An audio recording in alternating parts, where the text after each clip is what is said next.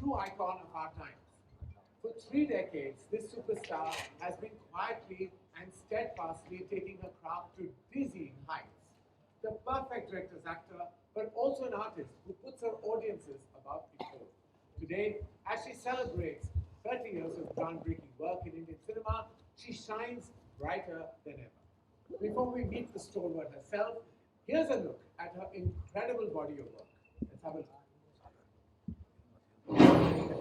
Talk about her craft. The one, the only, Rani Mukherjee. बागी बब्बर बागी बब्बर शेरनी सी फौलादी तासीर की है फूलों सी नाजुक कभी कभी तूफानी शमशीर भी है बागी बब्बर शेरनी सी फौलादी तासीर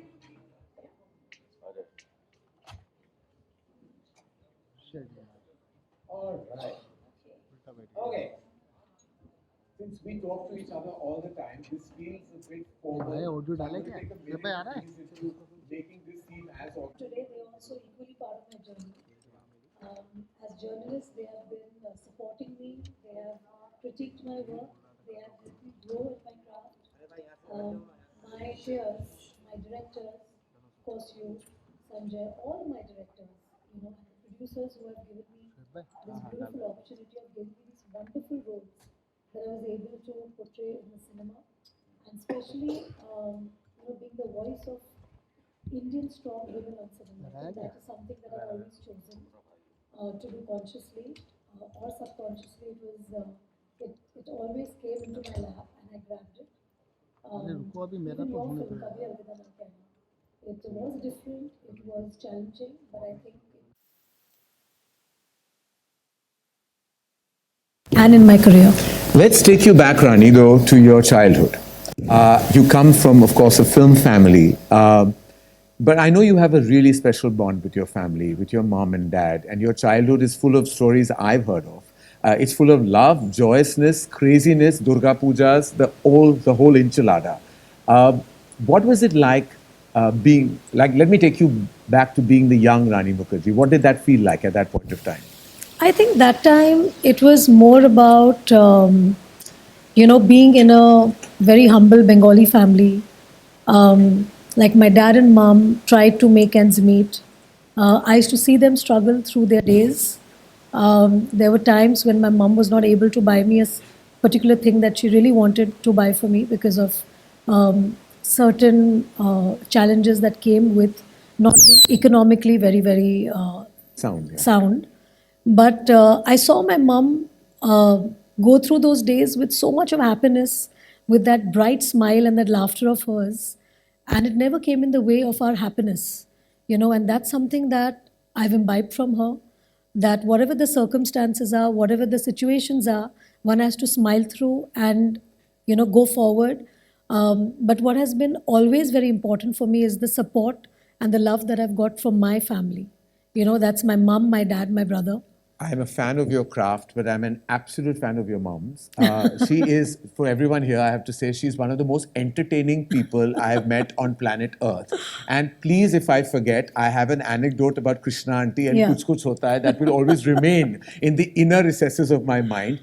Apart from being a compassionate, empathetic mother, wife, and has been her daughter and sister, but she is hilarious. Yes, she is. And you recently celebrated her 75th birthday. Yes, I did. And you told me she was refusing to divulge her age to you.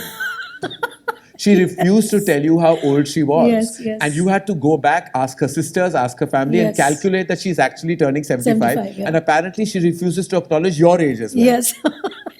Yes, she does.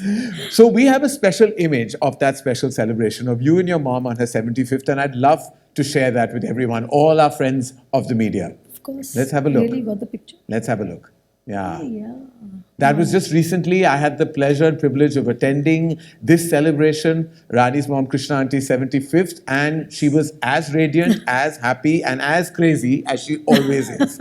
But when I talk about mom and dad, I have such visuals and such amazing memories of Ram Uncle and Krishna Auntie. And I want everyone to just see a quick journey of theirs through the years. Let's have a look.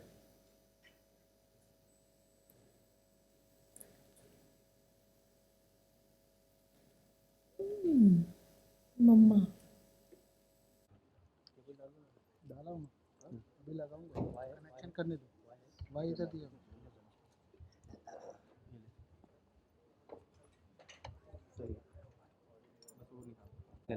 as a daughter saw your parents.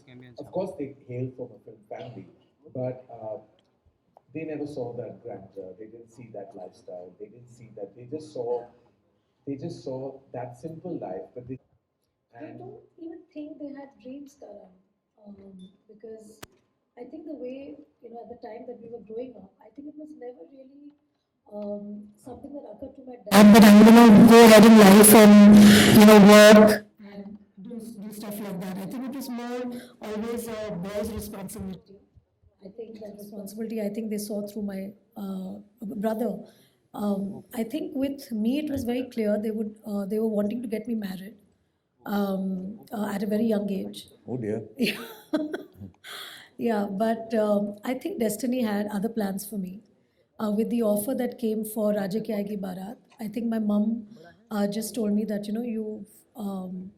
Salim uncle, who is a family friend, who's offered you the film, why don't you take it up and see how it goes? And I think behind that ask or that want of my mom's, I never realized that probably my mom was finding a way to make probably the financial situation in my house better.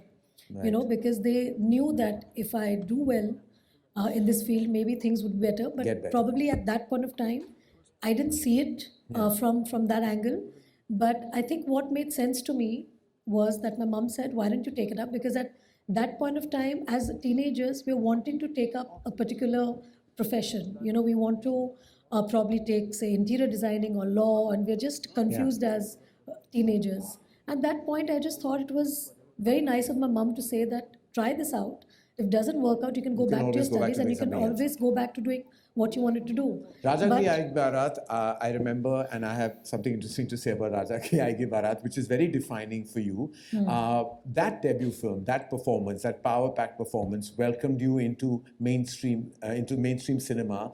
While the movie wasn't a thunderous success or wasn't a success, but what did happen is that you made a solid mark, and what followed after that was a result of that strong performance. Before we talk about Raja Ki Aayegi Barat, let's have a look. The initial close-up that you saw of Rani coming out and saying Raja Ki Aayegi, and she does one gesture like this.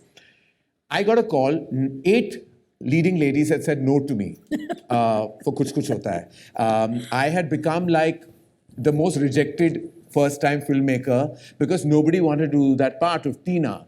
I was trying very hard to convince them that it's pivotal to the film, it's important, it's a really crucial part.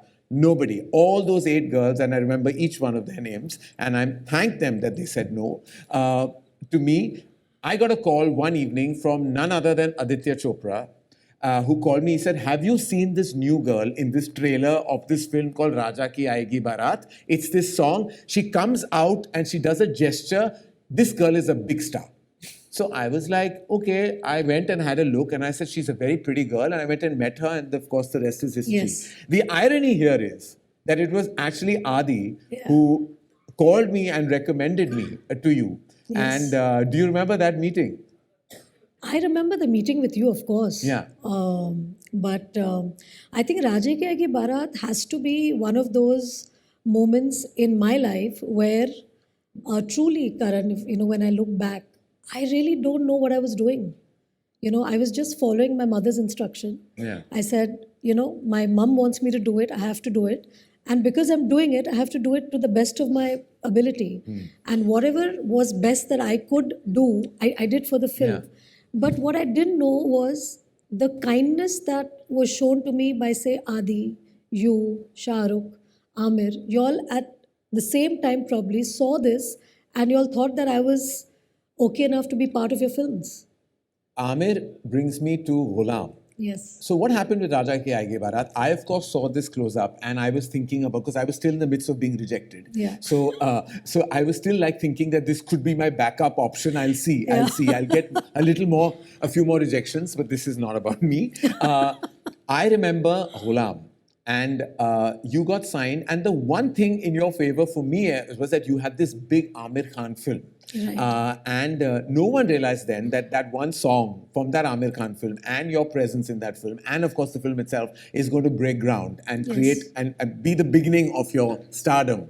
That song, Aati Kya Khandala, I've heard you even sang it on a plane only because nobody knew that you were the leading lady. Is that true? No, I think we were going for the movie premiere or something. Those days there were no promotions. There were only there were no premieres, promotions. I think there were only premieres, and I think somebody asked me in the plane to sing a song. And you I think I sang Aati Kya Khandala in a plane. Yeah, The plane was not going to Khandala, but it was obviously not. Yeah. I think it was going to Delhi, and if I'm not mistaken, it was Bhavna Auntie from the media. I don't know if she's there today. Bhavna auntie asked you to Bhavna sing a Subha, song. yeah. Okay. Yeah, Bhavna Auntie. Well, I don't I put was it past actually her. sleeping on a lap with full oil in my hair, and I remember. Later we'll discuss why you were sleeping on Bhavna auntie's lap. Not because this is a live YouTube show. We'll have that chat later. Bharti auntie's here though, I can see her. Sorry, same generation of media, so I can say that to you, Bharti, you're a dear friend. Aati Kya Khandala happened. But the one thing we have to address, and it's the elephant in the room. Yes. They changed your voice. Yeah. And what were your thoughts and feelings at that time? I think as a newcomer, you don't have much of a choice because it was a really big thing for me to be able to do a film with Amir and opposite Amir because he was one of the superstars then.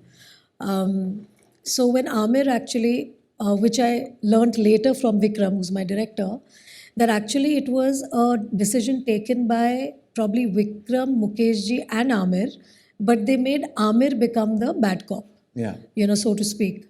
And Amir kind of explained to me that, for films, we have to sacrifice certain things for the best of the film, for the best of the movie. And probably your voice is not apt for the character or the role. And then he asked me who my favorite actress was, and I, without blinking, I said Sridevi. And he gave me an example how Sridevi's voice was dubbed in a lot of her films, but it didn't stop her from being the star that she became. So with that logic, he said, Rani, you must surrender to whatever is best for the film. And, we think that your voice should be dubbed. And it was a little Upsetting? upsetting for me, but obviously I couldn't show the fact that I was upset because you need to be a team player whenever you're part of a film. Absolutely. And I think as actors, as technicians, we need to be part of a team. If somebody asks us for something, we have to be able to do it. And even if there are personal, say, disappointments, it doesn't matter as long as the intent is true for the film. Correct. And they went ahead and they dubbed my voice. But what was beautiful, Karan, which I have to tell everybody here, is that I really owe this to Karan. We were shooting for the trailer of Kuch Kuch Hota Hai. I'm getting teary-eyed. Oh. And I'll come kiss you.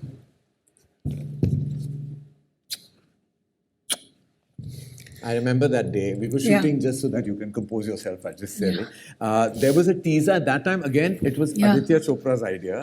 I think he's such a part of my entire journey, Rani's journey, consciously and subconsciously. Yeah. He gave me the idea of that teaser where Rani's sitting with baby Anjali, and where she says, "Aaj main tumhe." If anyone remembers, there was a teaser. In those days, there was no such thing as teasers, but we shot this teaser against blue screen. And I was on a swing. Or rather, it was just a blue screen because we didn't know what VFX was then. Yeah, and you made me wear a white churidar. White salwar as in I was the kameez. ghost over there as well. And where she says, "आज मैं तुम्हें कहानी सुनाने वाली हूँ." इस कहानी में एक लड़का है, लड़की है, दोनों लड़ते थे, झगड़ते थे, फिर भी एक दूसरे के best friend से. And then there was a line, फिर क्या हुआ? And she says, फिर कुछ कुछ हुआ. And that was the thing. Yeah, and then you introduced Rahul and Anjali. Yeah. So I remember at that shooting, you came up to me and you said, "Rani, are the people dubbing your voice in Gulam?" And I said, "Yeah." So he said, "Do you have a problem with dubbing, with your quintessential way of talking?" And I said, "No, I don't have a problem with dubbing." You said, "Did you dub your first film?" I said, "Of course I dubbed my first film." So he said, "I love your voice." The way you said it that time. And I still remember that clearly. He said, "I love your voice and you will dub for my film." And thanks to you, Karan, that I was able to retain my voice. No, you have such a beautiful voice, and everyone knows that Rani Mukherjee's distinct voice is one of the big parts of your amazing performances. And I never understood, because my dad, I still remember we were sitting and we were got a call कि distributors बोल रहे हैं. Firstly, whatever that meant to me at that time, because distributors बोल रहे हैं कि voice बदलना चाहिए, because audience accept नहीं करे, ऐसे बोलते नहीं नहीं आई है, audience जानती नहीं है कि वो कौन है अभी. They're still settling into knowing her. What I and my father also said, ये क्या पागलपन है, we are not changing, किसी की आवाज क्यों बदले हम, and my father then gave me an anecdote. मुझे बोला गया था अमित जी की आवाज बदलो अग्निपथ में और देखो क्या हो गया, मैं नहीं बदलूंगा किसी की आवाज. So my father No, but he had gone on another tangent. We are joking about it today, but your decision as a young filmmaker, it was your first film, and you could have easily be swayed with the pressure that came on you, but you stood your ground, and that's why he's Karan Johar. No, I mean that. And he stood his ground, No, and he believed in my voice, he believed in me, and I got to retain my voice in all my films. And that began Because if you hadn't Karan, Yeah. a lot of my films, my voice would not be part of my. I think you were destined for the greatness that you have achieved, irrespective of a voice or no voice. It's those eyes, Rani, that no one can go beyond. And the fact that even today, and I'm taking a minor digression to say that fact that even today you keep evolving your craft speaks volumes of your understanding. And the one thing that I've noticed, the one actor I saw do that was Sri Devi ji. When I remember seeing her after she came back after a 15-year sabbatical, when she came English Winglish. With Ishq Vishk. English Ishq, Winglish. English Winglish, Ishq Yeah. Vishk, I'm calling it. Really losing my brains these days. In English Winglish. And I remember seeing that she had understood the syntax of our times. And I see that you do very few films, which we must talk about, that you have to do many more. But every time I watch you, I feel like you've evolved, you've updated your energy and your craft on screen, and that speaks volumes about your understanding of just cinema and not just performance. Going back, there were some very, and I think it's lesser discussed, but there were some kind of brave roles that you did take on that were progressive in nature. Your character in Hum Tum, your character as Maya in Kabhi Alvida. These were actually progressive characters, and it takes a lot of inward Suhani looking from at, Sathya. and Suhani from Sathya. I think they were all very progressive women.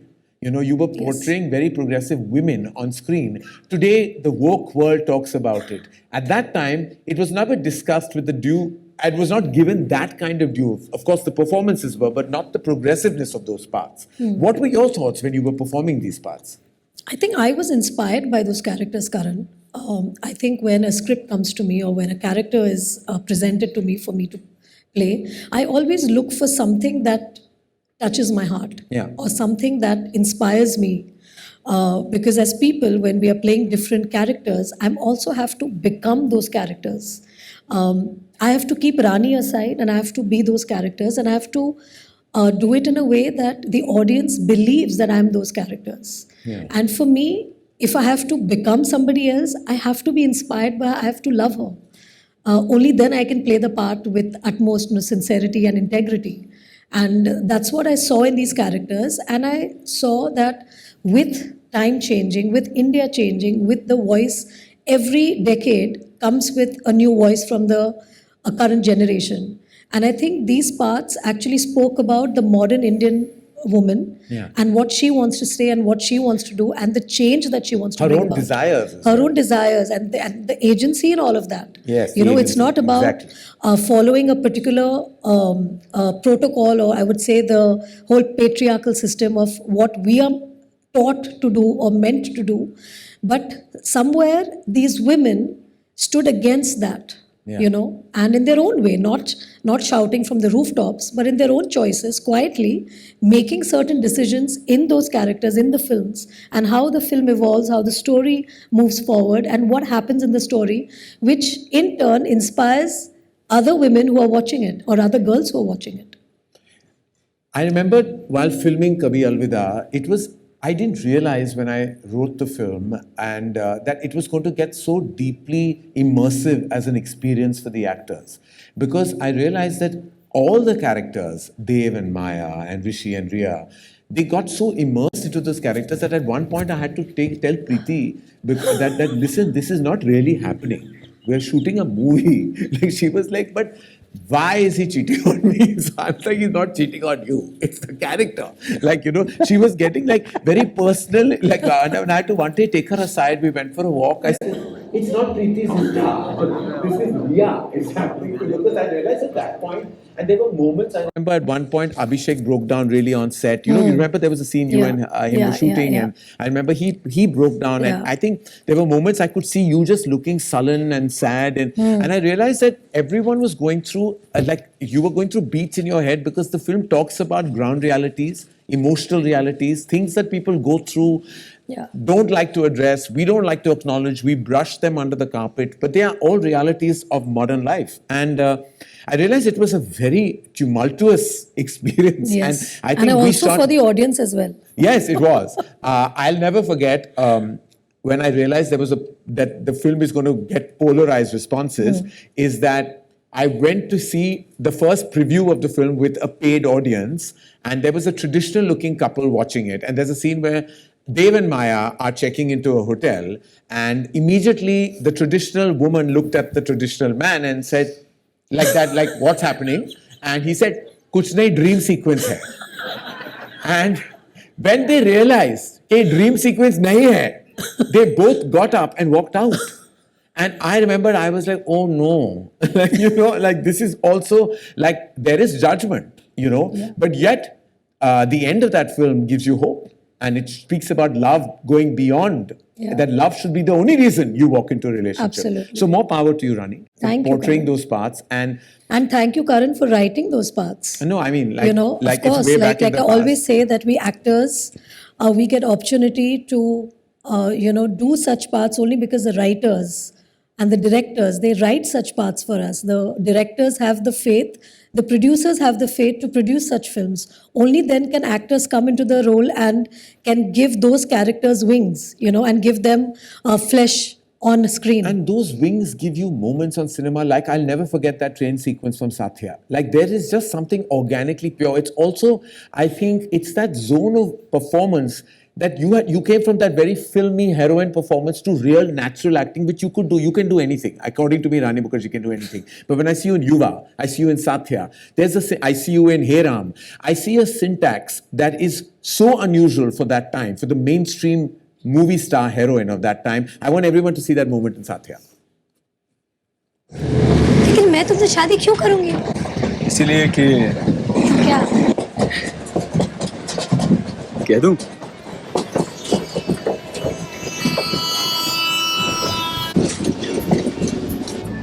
तो क्या होता है? क्या? हाँ. I love you means I love you. Remember this day, shooting the Of scene? course, What my happened? God. We were shooting all around Mumbai, in the trains, in Marine Lines. We used to catch the train from Marine Lines and then we used to go up and down, up and down. And it was amazing because as a student, because I'm born and brought up in Mumbai, I used to catch the locals a lot of times to go to town. So just being in the locals, just being there shooting with Shad's madness, with just, trying to get the scene done because, there's like, the time running out. And of course, this was Sing Sound, which is Sing Sound is basically live sound. And there was so much of trains going and coming, crossing us. But I do remember the sound recordist was such a genius that he actually kept all the sound which is live. Wow. And today you can't even imagine because the minute you go for a Sing Sound film or you are working on a Sing Sound film, they always say that, there's some external sounds happening, we need to quiet down. And I remember shooting Satya in the midst of the local trains and all of that was live sound. So it was like amazing. And I love Suhani's character. I think she's so defiant. Yeah. And she has so much chutzpah. Like, and the fact, and she makes Aditya's character completely squirm because when he says "I love you" and she says, So "What does what?" that mean?" No, but because also that she's a she's like, doctor. "So?" Like in her head, she's like, "Okay, these are certain chemical things that are happening in your system. It's not really love." Yeah. So that was probably the thing that Suhani was thinking, and I think it's so beautiful because it was a young love story. It was about young lovers who go against their family and they come into a relationship, and it actually showed what challenges couples face when they get married. And when the initial dizziness of love, goes away, what is left is, if the love is truthful, if the love is pure, it stays. Yeah. Wow.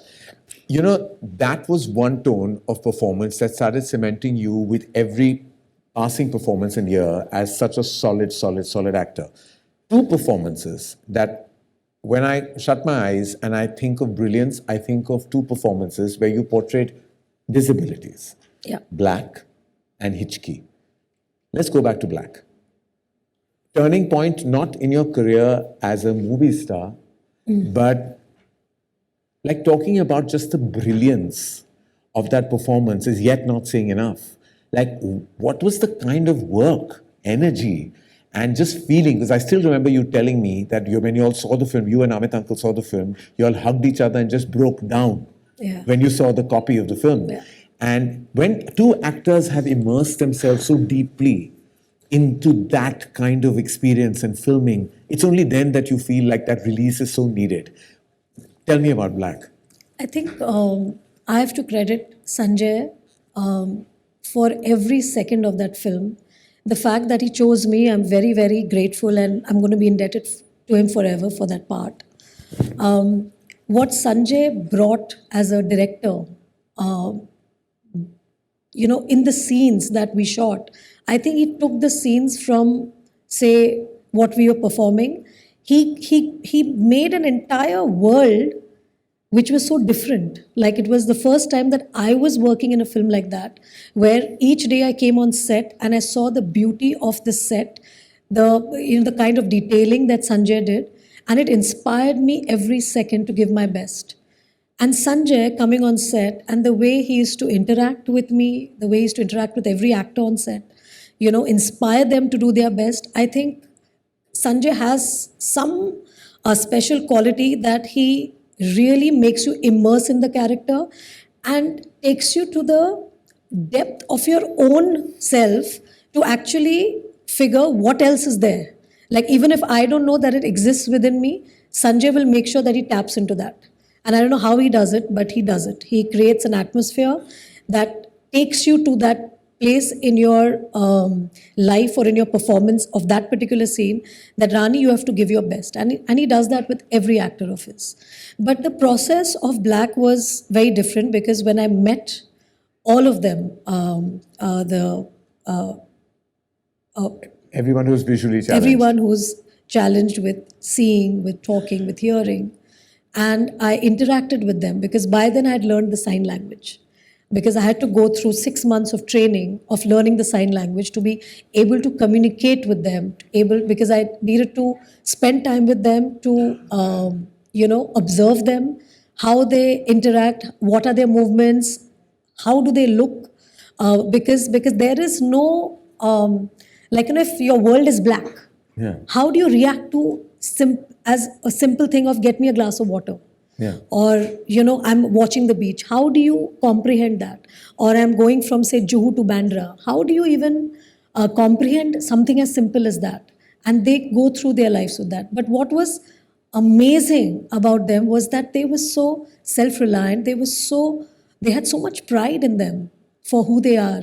And the fact that they had overcome so many obstacles in their life. And that gave me the power to be Michelle McNally. Yeah. That gave me the spirit of Michelle McNally, because I saw that they didn't want sympathy. They didn't want you. They were cracking jokes. They were saying things which Sanjay and me used to crack up, because when they used to sign and I used to understand what they're saying. And Sanjay, well, did he actually say this? And I said, yeah. And they were like things which used to be bizarre. So I think the spirit of Michelle came from the fact that I spent a lot of time with them and I learned that. But of course, working with Mr. Bachchan, I think that for any actor is, I think, a turning point in their career. And especially Mr. Bachchan in a role like what he did as Debraj was something that was, I would say, a masterclass every day coming to set. And to watch Mr. Bachchan do his bit with Sanjay inspiring us day in and day out, I think that was, in my career, it's one of those magical films or those moments that I felt extremely spiritual. and grateful, because you suddenly start realizing in life that there is so much to be grateful. To be grateful of the fact that you have your six senses, you can see, you can hear, you can talk, you can walk, you can use your arms. Like I used to have days where my arms used to hurt because I used to keep on learning how to do my sign language, and you require your arms for that. Yeah. And I used to wonder that, oh my God, they have to sign through the day because that's the only way they can communicate. So it was like a eye changer for me. It was like, my whole life, I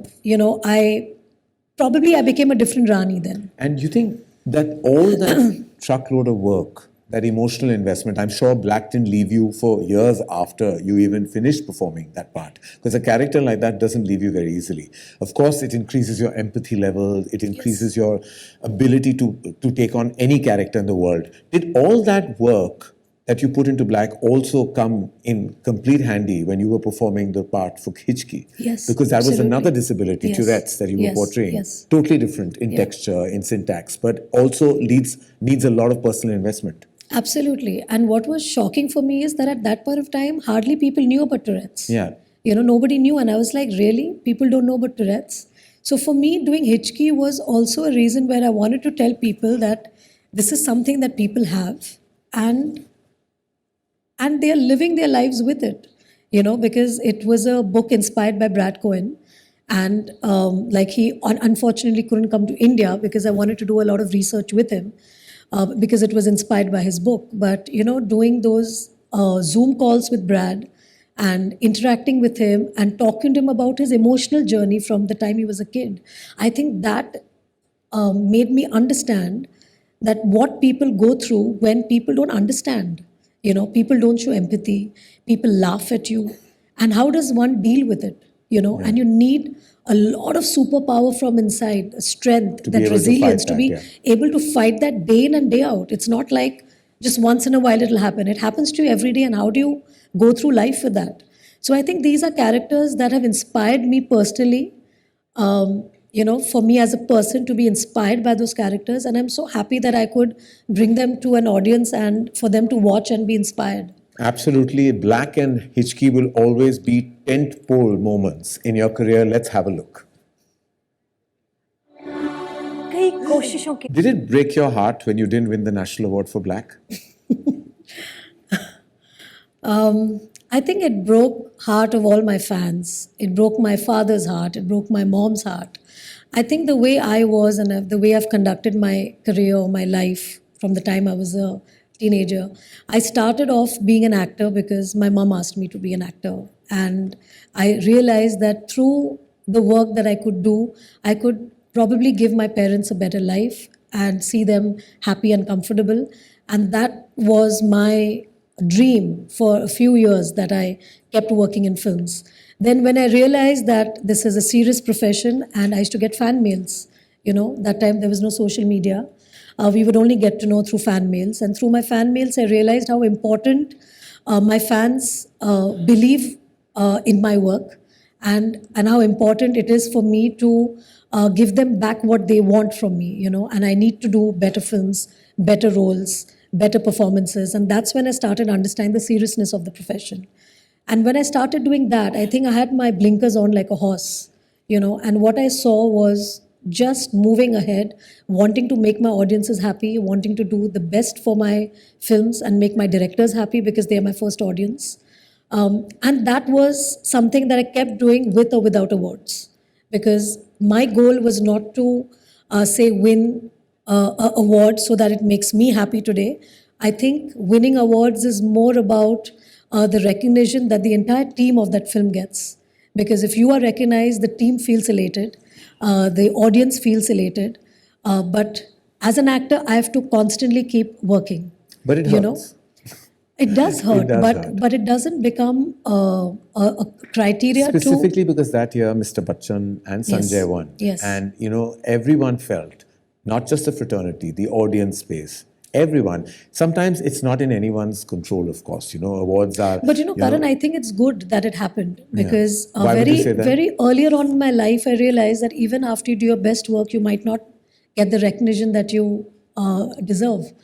and probably somebody else's performance is better than yours. Yes. And you have to keep striving for the best. You have to keep working hard. You have to keep doing your best. Yeah. And for me, my audience, and I would really, really thank them from the bottom of my heart, Karan, because from the time, because I've literally grown up. These 3 decades is literally me growing up from being a 17-year-old to being 47 today. I've literally grown up in cinema. Don't say that. Your mom will be unhappy. You're not meant to divulge your age, Rani, so But- openly like this. So these 3 decades, my audiences have accepted me in every phase of my life. They saw me as a teenager. They saw me becoming a young girl, a woman, a wife, a mother. And nothing has come in the way of my audience to believing in my work and appreciating my work. They have helped me shatter the glass ceiling. the glass ceiling, as they say. We don't shatter those ceilings. It's our audience that helps us shatter those glass ceilings because they accept us in those roles. They accept us in every phase of our life. And I can only thank them for that they see me, they see my character, they don't see what I am doing personally in my life.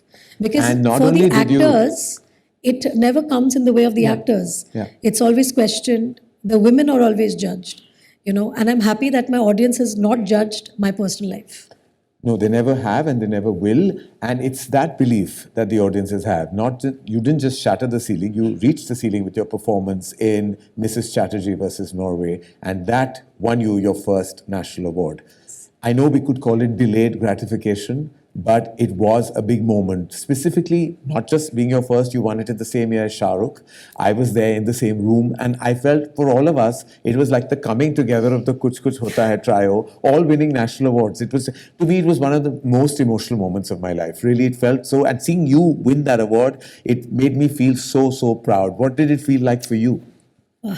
And that performance, before we talk about the national award and your first win, that film, I remember you showing me the film in the closed room of an edit room at MA Entertainment. I was watching it. You wanted me to see it. And I'm a parent by then, and I remember being a puddle because I have just wept and wept and wept because I cannot even believe what it feels like for a parent to just see their children I'm a mom and a dad, right? So I'm a combination of both. So I felt every beat of that performance. I felt that you had immersed yourselves into every existing mother in our motherland, and it was just such a powerful portrayal of a absolutely helpless mother. And you being a mom, and I know you're a tiger mom. Like I know how you are about Adira. I can't even imagine what you felt like every day of that shoot. It was very tough. And the only person who I placed in that, in Devika, was my mom. Because that's the other Bengal tigress who I know. Yeah. And my mom, she has lived her entire life because of my brother and me. The way she dotes on us. Even after my dad passing away, I think what keeps her going every day is the love that she has for us. Yeah. And I just had to have her in mind because she's the closest person who I know who could be raised in Calcutta, and she was raised in Calcutta, and she got married at the age of 20 to my dad, and she came to Mumbai and she made her life here. So she was the closest person who I could think of, her dialect, because even today, when my mom speaks in English or Hindi, she sounds Bengali. Yeah. There's a lot of Bengaliness in her. And I thought that Devika, being this true Bengali person from Calcutta, moving to Norway to make a family, she reminded me of my mom. And I just imagined if that had happened to my mom, how would my mom be? She would just lose the marbles. She would just go crazy. So I think putting myself in that place, I think would be a bit too much because I think I wouldn't be able to perform. Yeah. Because I think that's So you too modeled deep. your performance on So your I mother. modeled my performance on my mom and the way my mom would react to those situations. Well, I can only imagine if that hasn't happened, but what Krishna auntie would do even today. Leave alone, take a child away from her. I think take a child even from one bedroom to another. I can imagine her going crazy. Yeah. But I want everyone to have a look. Mrs. Chatterjee versus Norway. What a performance. I don't. Truly, what a performance. I remember once, we've had many candid chats, Rani and me, and Rani and I, and I remember saying that Aditya Chopra, who I think is a visionary, a maverick, and probably the first visionary of modern times in Indian cinema, of creating this studio we're all in right now, my my teacher, my guide, my everything is your husband. And for that, I will be eternally grateful. He's the reason I'm even doing this interview with you today. The irony of that, I will not be lost on me at all. I remember asking you, Rani, he has a spy verse, he has a Dhoom verse. When are you in his universe? And you turned around and you said, darling, I have my own. And you were absolutely right. Mardaani is your female-led cop verse of your own. It's the first. I think this needs a huge round of applause because we talk about all the other universes. We talk about the Singham verse and we talk about the spy verse, the comedy horror verse. But you have been leading a female cop verse. This is part 3, which is releasing on the 30th of Jan this month. And you've led it silently, strongly, never owned it and never made a big deal about it. But part 3, in these times, which is so led by testosterone and alpha male energy, you've been showing that in this verse forever. Before we talk about it, we have to see that one thappad scene and then we'll talk about Mardaani. 1, 2, and 3. Last warning. When you say kick ass, this is kick ass. Rani, something tells me that this is what you want to do on a daily basis to many people.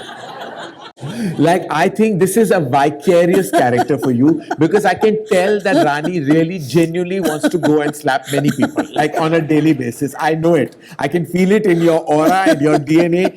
Tell me that Shivani is really actually the closest to you. Yeah. Empowered, manic, on a hunt, like a crazy tigress. If anyone defines Rani Mukherjee, it is this character of Mardaani. Am I right or am I right? You are right, darling. And you will only be right because you know me too well. Yeah, because when you were slapping, I was like, इतनी खुशी रानी मुखर्जी को set पे कभी नहीं हुई होगी, barring on this moment. No, I don't want to lie. I feel very bad when I have to slap an actor. You are lying. No, I'm not. Not this actor, poor fellow. Yeah, Bichara. yeah. I really want to know, did you really slap him all those times or it was like touch and go? No. Pradeep Da wanted me to slap. And I kept telling Pradeep Da, thoda cheating kar lo. Pradeep Da said, no, I love you, Dada, wherever you are. And I really miss him. But yeah, But Dada he was... could never turn around and say कि थप्पड़ से डर नहीं लगता. And he, in fact, I was going on apologizing to him when I was slapping him, and he said, नहीं, आप चिंता मत करो, मैंने अपनी wife को बोला है कि रानी मुखर्जी ने मुझे थप्पड़ मारा है. So I was like, okay then. Maybe he's got a few at home also, so he had come rehearsed. God, no, but Dada was clear that I had to connect. But talk Mardaani. I mean, what a fantastic achievement for a female superstar in our country. That achievement is because of the audience again, because they... अरे कभी-कभी credit खुद ले लो. Audience, you're going on and all this martyrdom will keep aside a little bit. But now. I really believe that, Karan. I really believe that because... Let's talk about how you should own this. This is your franchise. Okay. I think let's talk about how Mardaani came into being. Right. I think we all remember the Nirbhaya case. Yes. And how it shook us all as a nation. I think the sheer audacity in which the crime was committed, it really made us angry. And in our homes, we were feeling the angst. We felt the pain that the child and the mother and the family went through.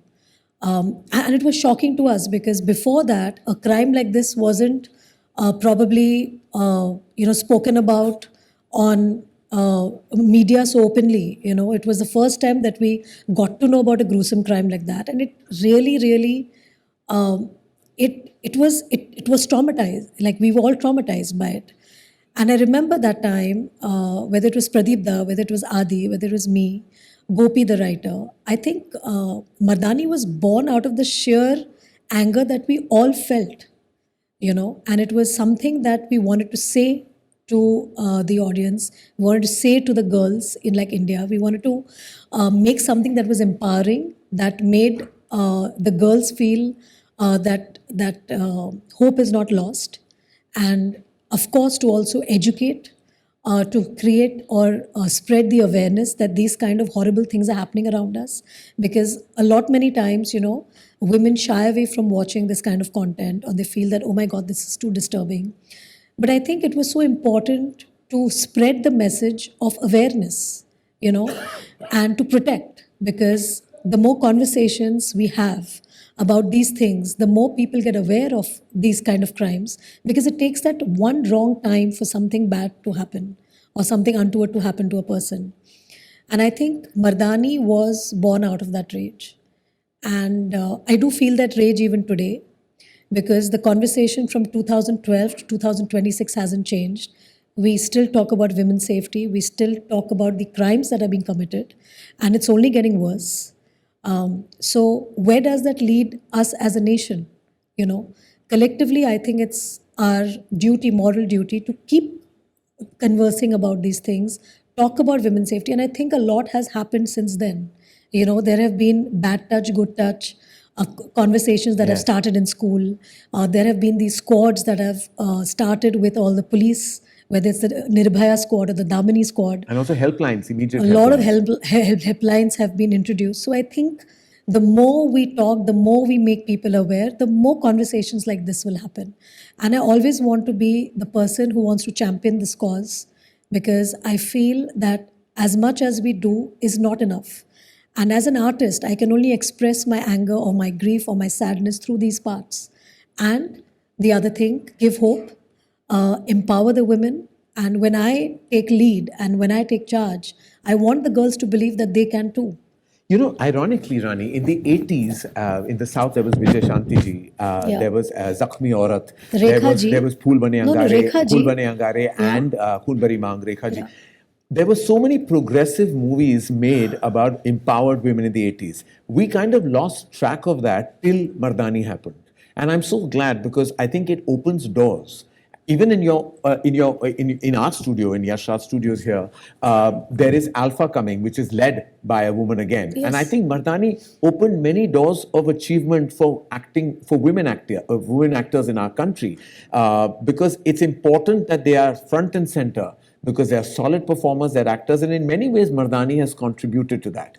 And congratulations. And Thank you, Karan. each time, not only have you raised an important topic, but it is done not just with a mainstream lens, not just with a absolutely commercial venture lens, but also with an important message. And I think that comes because that's your personal belief system as well. Absolutely. And also, Karan, I do believe that, we as this generation that's coming now, I think we should stop putting labels, because this whole female oriented film, I think we should stop that chatter and we should just call a film a good film or a bad film. Yeah. Because, the more we keep talking about that, it just defeats the purpose on which we keep harping on, that we don't want to let this happen and we keep doing the same thing. When we are writing a thing also, we should stop calling it a female-led film. It should just be a film. A film, right. Because it's about a story, and either people like the story or they don't like the story. They like the content or they don't like the content. But this constant pressure of it being a female-led or a male-led film, it just is very tiring. And I think the Gen Z or the Gen Alpha generation, they have to start making that difference. Oh, they're already starting. Yes. I think that kind of awareness is building. Yes. Mardaani is a special film. It is the third part of this hugely successful franchise led by you. It releases at a theatre near all of us on the 30th of Jan. Let's have a look at the trailer. 1, 2, 3, 4. And so much love for the release. This is such an important film, not just because it's a part of a franchise, but because the topic is so essential. The messaging is so important. And I hope it empowers everybody to take up these issues, not just in cinema and storytelling, but also proactively in our day-to-day existence in life. Yeah, absolutely. Day-to-day life reminds me and takes me to your day-to-day life. I think it's very essential. We've talked about all your career achievements, the legacy of 30 years, brand Rani Mukherjee and what she's brought to the table. But at home, I've seen what Rani is as a daughter, as a wife, and as a mother. Now, you are married to a myth. Conjecture about him not even existing. Though fortunately we do know he does. We've had the pleasure and privilege of actually spending time with him. I'm not sure he will appreciate this question, so you can skip to the good part, which is the next one. Because what is it like being partners with Aditya Chopra? I think, Adi, you have known him before me. You know how simple he is. in terms of he likes to be really basic in his life every day, and I think that that is something that is that has endeared him.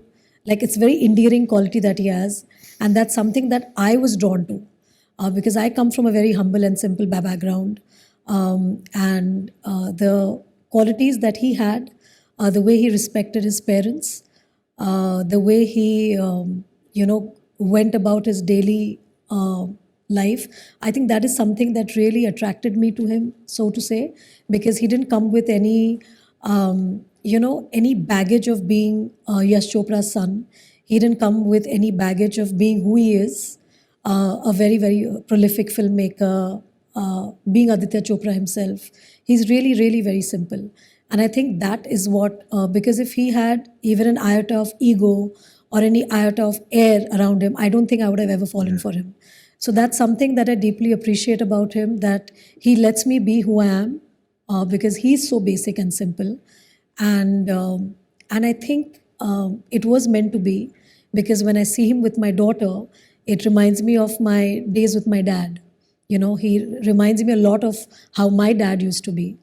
And the kind of time he spends with my daughter, with our daughter, and the way he is with my family, I think that makes me very happy, because it's very important when your husband also respects your family, your friends. And I think Adi has always accepted them with a lot of love. And he lets me do what I want to do. And he empowers me. He may let you do what you have to do, but I am petrified of him. Because I remember his paranoia of no image getting out, of him not wanting to be at your house, because he used to say, I'm not coming to your house, press hoga niche. And I was like, yeah, press nahi hai. So like, he's just so hyper. I remember when you all were getting married, and I was one of the 18 people at the wedding, and he turned on and told me that if the wedding information leaks, it will be only because of you, as in me, because others don't know anybody else. You're the only person who has access to the outside world. Remember, if any trickle of information that leaks, it will be your fault. And I will never forget how stressed I was, because I remember 2 States was releasing, and I had to tell everyone I'm leaving to go out, and everybody felt I was being insensitive to 2 States. Why am I going on the release day of a film that is so close to my heart, a film that is a Dharma production film? I'm leaving. I said, I'm going, I have an event in... Even my wedding was 2 states. Yeah, it was 2 states. 2 states, you're going to the other. I was going from 1, 2 states to the other, and I remember I was lying through my teeth to everybody, and I told everyone I'm going to Manchester. And the first thing I do is I bump into Dabbu uncle, Chimpu, and Chintu uncle at the lounge. And they say, "Kahan ja raha hai?" And I was at the wedding was actually in Italy, so I was saying, "मैं Manchester जा रहा हूँ." So Chintu uncle has done a Spanish Inquisition. Manchester को planes जाते हैं, कब जाते हैं, कैसे कनेक्शन जाते हैं, कौन से ट्रांजिट से जाते हैं, कौन से टर्मिनल से जाते हैं. And I was like, I'm lying. And then finally they've come at the lounge, and they were going somewhere else, and they said, your flight to Italy. And he said, तू तो Italy नहीं जा रहा, तू तो Manchester, तूने झूठ क्यों बोला? And I was like, oh God, like I was so stressed, and I remember this is all because of the hyperness that I have, because I'm petrified of your husband, and I still am. Even now, I have nothing to do. I know you have nothing to do with it, but even now when he calls me and he says, Karan Johar, I know I'm going to get fired. He says my full name only when he has to reprimand me. And I'm 53 and I still...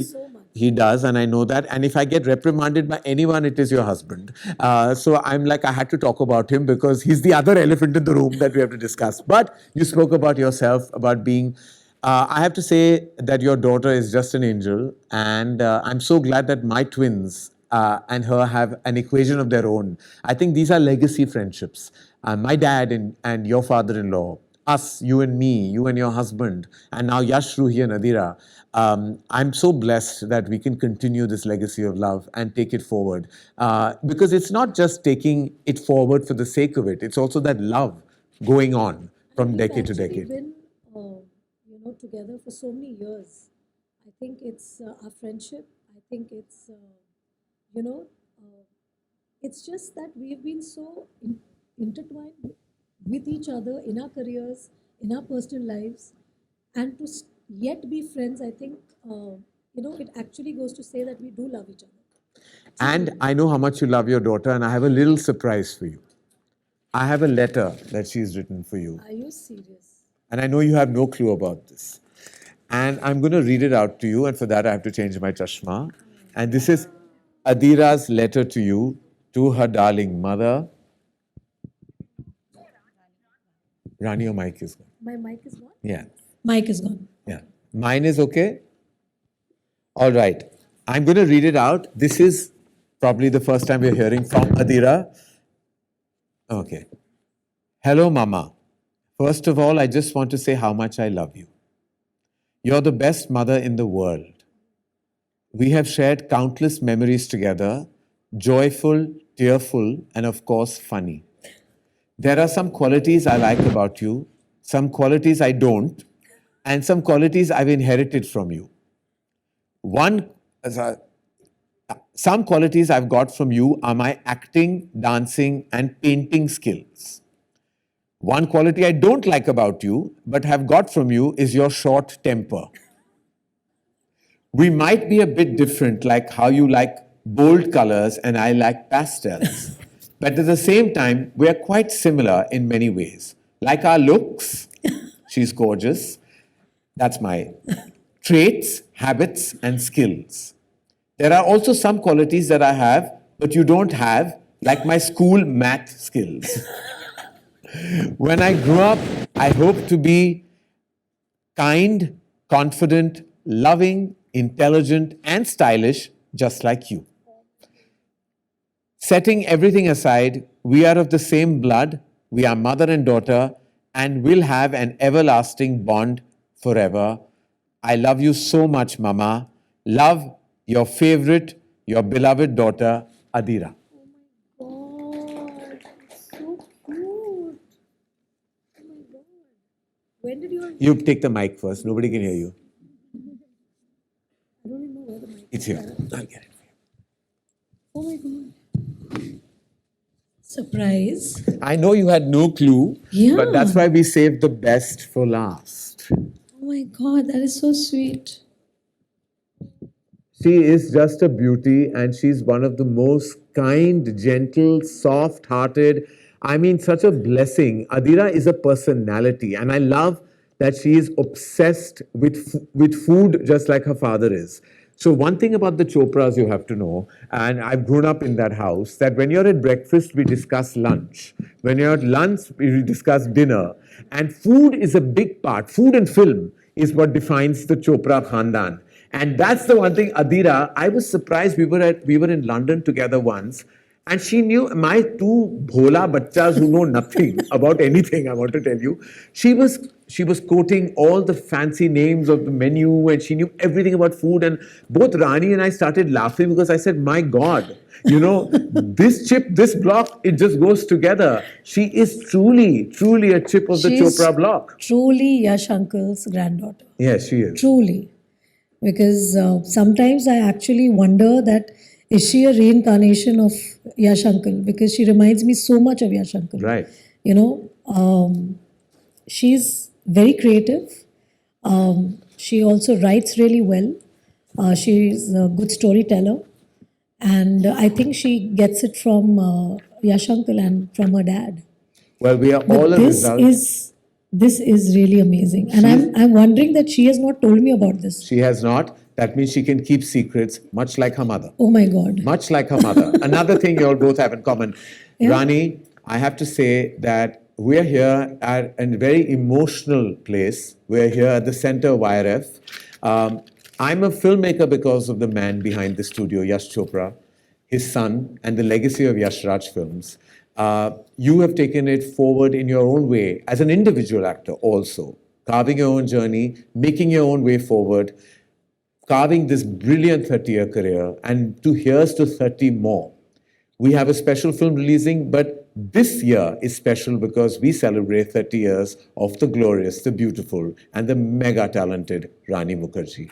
And it has been an honor, a privilege, and completely my pleasure to go down memory lane to talk about this exalting, beautiful, and solidly sincere journey that you have had in the movies. I just have one request from your fans who you love and adore, is just make many, many more movies. We need to see more of you on celluloid because every time you come, you sparkle. Thank you, Rani. Thank you so Thank you. much. Thank But you. we have a special something. We need to celebrate this with some of your favorite food, which is a cake. We're going to cut a cake because we have to celebrate the 30 years of Rani Mukherjee. Can we get the cake on, please? This is too precious. Apparently, Auntie also helped in the process. Right.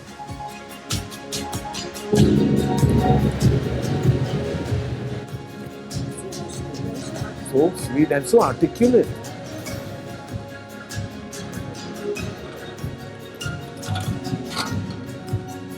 अच्छा इसको छोड़ दो ना चाहेगा नहीं take it on your own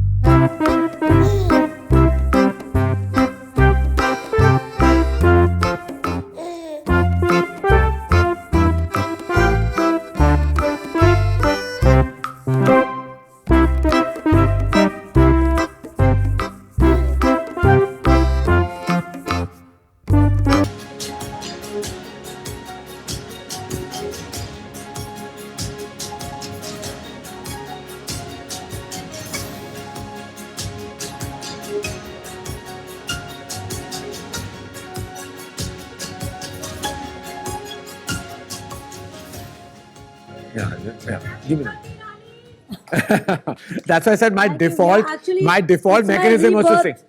Now after 30 years, now 30 more years. So it's. I can't tell you. Mardaani 3 is my first film now.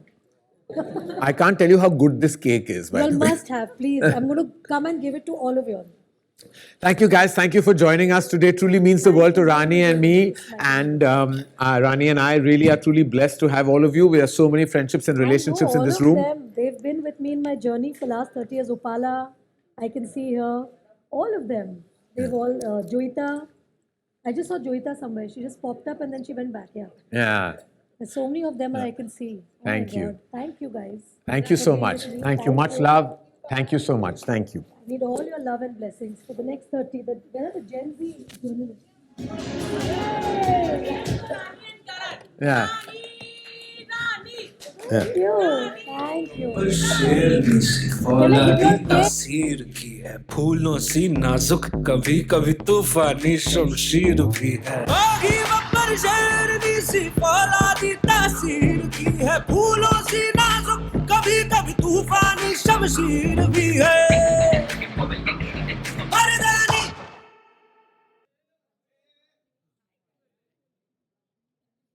बागी बब्बर शेरनी सी फौलादी तासीर की है फूलों सी नाजुक कभी कभी तूफानी शमशीर भी है बागी बब्बर शेरनी सी फौलादी तासीर की है फूलों सी शमशीर भी है मर्दानी